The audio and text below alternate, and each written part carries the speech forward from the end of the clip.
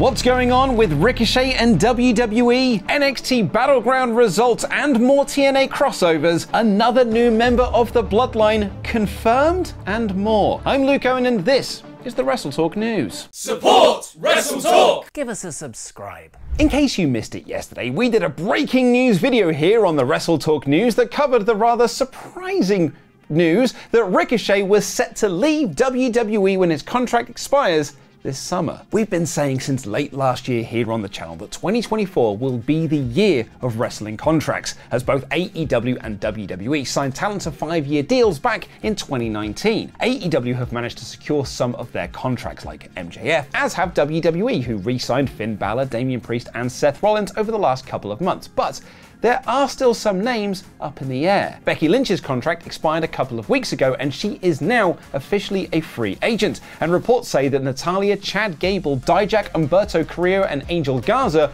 all have their deals up soon. Fightful Select reported that Natalya is yet to sign her new deal, but she has been offered one, and the Wrestling Observer newsletter wrote on Friday that Gable was given an excellent offer, but has also yet put pen to paper. And then we got the news yesterday about Ricochet. PWInsider.com has confirmed with multiple sources that WWE's Ricochet has given notice that he intends to exit the company when his current contract expires this summer, adding that he will be written out of WWE storylines very soon. Just to toot my own horn here, I did say this would happen on this week's 3 Count. All in 2024. Oh, toot toot, just toot toot. That's me tooting the horn.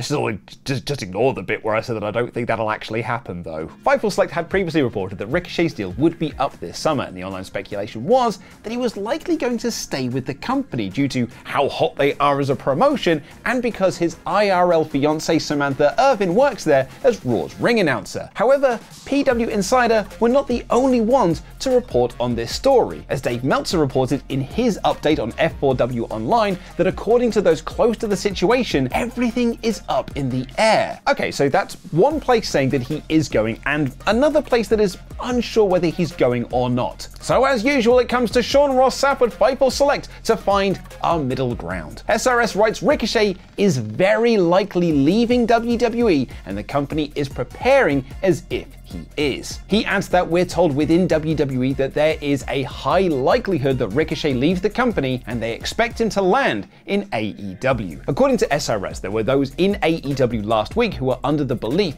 that Ricochet would be signing with All Elite Wrestling once his contract was up. But while nothing is or was confirmed, all indications were that he decided to leave the company. AEW International Champion Will Ospreay recently told Comic Book that he felt that it was appalling that WWE were only booking Ricochet on WWE Speed, and posted a photo on Twitter from their final match together at WCPW in 2017. He added in that Comic Book interview, "I want him to know that there are people here in AEW that genuinely appreciate his work, and I want to wrestle him again." But it's not just AEW that are interested in bringing Ricochet into their fold, as Fightful Select report that New Japan are also expected to make a play. On those creative pitches to write him out of WWE, Fightful Select were able to confirm PW Insider's report on this, and add that Ricochet dropping the WWE Speed Championship to Andrade at last Friday's SmackDown taping was part of their preparations for him leaving. Okay, hands up who A, knew that Andrade was on WWE Speed, and that B, WWE Speed has a champion, and that champion was Ricochet. The creative pitches to write him off TV include, perhaps unsurprisingly, the idea of Bron Breakker taking Ricochet out. The two are currently involved in a 3-way feud with Ilya Dragunov on Raw. Apologies to Sky Shadowrunners, we missed their Ultra Chat from yesterday's live-streamed news, where they said, "I wish Ricochet the best. He did deserve more of a run. WWE is the only company I actually have access to, so it would be a shame to not see what his future holds. Bron spearing a guy out of the company would make him sound stronger." Speaking of sounding stronger, and last night's NXT Battleground was another great showing from the brand, highlighted by the prohibited portal match between Roxanne Perez and TNA Knockouts champion Jordynne Grace. It was also notable for being the first WWE event to be held at the UFC Apex in Las Vegas, which gave it a very different vibe to the Performance Center shows. Kalani Jordan became the first NXT Women's North American champion in a fantastic ladder match which saw Sol Ruca hitting 2 of those rolling RKOs she does in a row, which was awesome, and Lash Legend getting taken out by the rest of the competitors in the match when she took a gnarly ladder bump to the outside. A great showcase for NXT Women's Midcard and a strong start for this new championship. Nathan Frazier and Axiom retained the NXT tag titles against the Good Brothers, and Lola Vice beat Shayna Baszler in an NXT Underground match. We recently posted a WrestleTalk original of us reacting to the first time WWE did Raw Underground. Remember the sexy strippers, which you can find linked to in the video description down below. Obafemi retained the Men's North American Championship in a very fun 3-way with Wesley and Joe Coffey. Roxanne Perez retained her NXT Women's Championship over Jordan Grace, and Trick Williams successfully defended his NXT Championship against Ethan Page in a fine main event, but it didn't quite capture the magic of that Women's Championship match, which, for my money, should have been the main event. It was also a match that saw more of those TNA crossovers, and actually technically an NXT return, as Tatum Paxley tried to steal Grace's Knockouts Championship, only to be stopped by the former Dana Brooke, who now wrestles in TNA as Ash by Elegance. Grace knocked out both of them with the title, which potentially sets up a 3-way for her title at TNA's next pay-per-view against all odds. Ash by Elegance's surprise was also kept secret from the likes of Fightful Select, as Corey Brennan had reported before the show that we had not heard of any other TNA talent than Jordan Grace being in town for the event, which comes off the back of his report last week that NXT had stepped up security on reports getting out of the Performance Center. A name that many expected to appear as part of this NXT-TNA crossover is Joe Hendry, because you say his name and he appears. And Corey Brennan adds in his report that WWE are hoping to work with Joe Hendry in the future. Another idea fantasy booked by fans for this crossover was reuniting the TNA faction of the Rascals, as Trey Miguel and Zachary Wentz are currently in TNA while their former partner Wes Lee is in NXT. And at last night's event, Wes Lee was taken out by Gallus backstage, meaning that he will need to find 2 friends to back him up. Ash by Elegance wasn't the only TNA name in the building, as TNA President Anthony Sassoni and Senior Vice President of Content Errol Scherner were in attendance for the show, alongside Gail Kim and Grace's husband, Jonathan Gresham. CM Punk was also backstage for Battleground and later appeared in a backstage segment advising Roxanne Perez to focus on her opponents, claiming that she got lucky in her match with Jordan Grace. Punk has been at NXT a lot since his return to WWE last November, and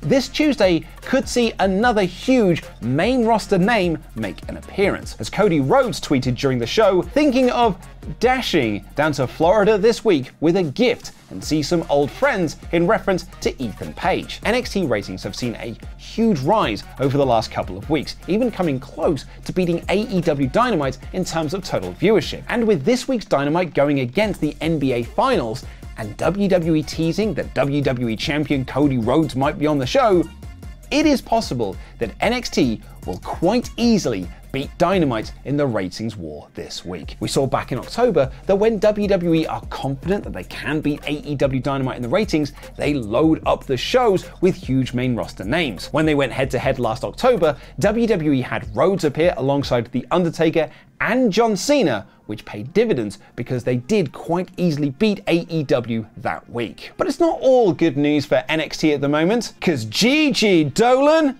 has hurt her knee. Thought that was actually a pretty good impression there. Fightful Select's Corey Brennan is reporting that Dolan had her storyline with Ariana Grace dropped due to the injury, which they are saying is serious, and that she's not been backstage for the last several NXT tapings. Sean Ross Sapp was able to add in the report that Dolan is still with the company. As we saw on last Friday's SmackDown, we've got a new version of the Bloodline with fancy new titles, and there is some speculation on new names joining the group. Jacob Fatu told people over WrestleMania weekend that he had signed with WWE, and reports suggested that they were holding off on his debut as they didn't want him to overshadow Solo Sikoa, who is the new leader of the group. But Jacob Fatu isn't the only name, as going back as far as last January, WWE had interest in bringing in the brother of Tama Tonga and Tonga Loa, Hikuleo. Sadly, due to the hiring freeze that also prevented WWE from signing Jay White, Hikuleo was unable to sign with WWE at that point. But at yesterday's Dominion, he and his tag partner El Fantasmo were unsuccessful in winning the IWGP and New Japan Strong Tag Team Championships, and during the post-show press conference,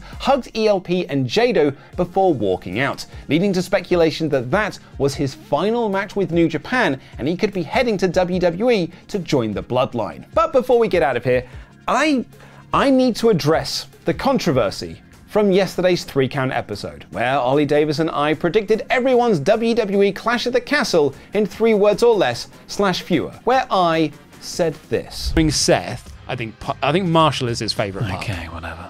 I mean, it's Zuma, obviously, because Zuma's the best one, and then Everest. Now, I didn't think that this was as controversial as a take as it was, but the comments seem to disagree with me. Why would Marshall be Seth's favourite Paw Patrol? Seth likes to burn it down, Marshall puts out fire. Get with it, Luke!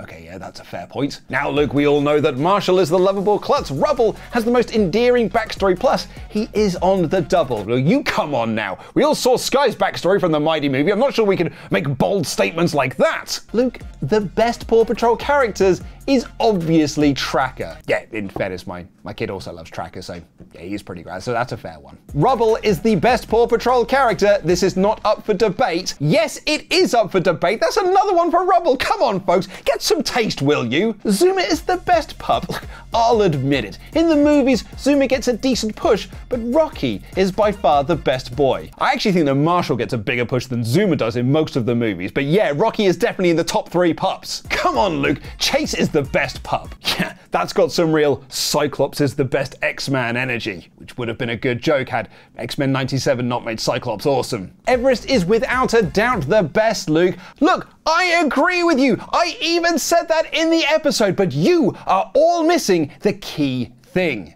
Zuma has a hovercraft, and hovercrafts are awesome. Now go and watch that episode of 3 Count where I did predict Ricochet's WWE departure.